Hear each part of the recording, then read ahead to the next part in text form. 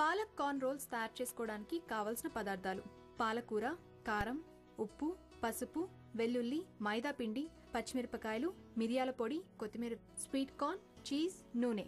Palak corn roles తయారు చేసే విధానం: ముందుగా స్టవ్ వెలిగించి బాండీ పెట్టుకొని 1 స్పూన్ నూనె వేసి, నూనె కాగిన తర్వాత 1 స్పూన్ వెల్లుల్లి ముక్కలు, 2 పచ్చిమిర్చి ముక్కలు, 200 గ్రాముల స్వీట్ కార్న్, కొద్దిగా ఉప్పు, కొద్దిగా కారం, కొంచెం పసుపు, కొద్దిగా మిరియాల పొడి, 1 కట్ట పాలకూర వేసి మూత పెట్టి ఉడికించుకోవాలి. ఆ తర్వాత కొద్దిగా కొత్తిమీర వేసి స్టవ్ ఆఫ్ చేసుకున్న తర్వాత తురిమిన చీజ్ పైన చల్లి కలుపుకోవాలి.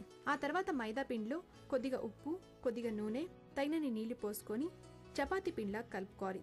ఇలా తయారు చేసుకున్న చపాతీ పిండిని చపాతీలుగా తయారు చేసుకొని పెనంపై 2 వైపులా కాల్చుకోవాలి. చపాతీలపై మనం తయారు చేసుకున్న స్టఫ్ ని ఉంచి రోల్స్ లాగా చుట్టుకోవాలి. వాటిని ఒక ప్లేట్లోకి తీసుకొని 2 పీసెస్ గా కట్ చేసుకొని మరో ప్లేట్లోకి షిఫ్ట్ చేసి సాస్, నిమ్మకాయ ముక్కలతో సర్వ్ చేసుకోవాలి. అంతే, ఎంతో టేస్టీగా ఉండే పాలక్ కార్న్ రోల్స్ రెడీ.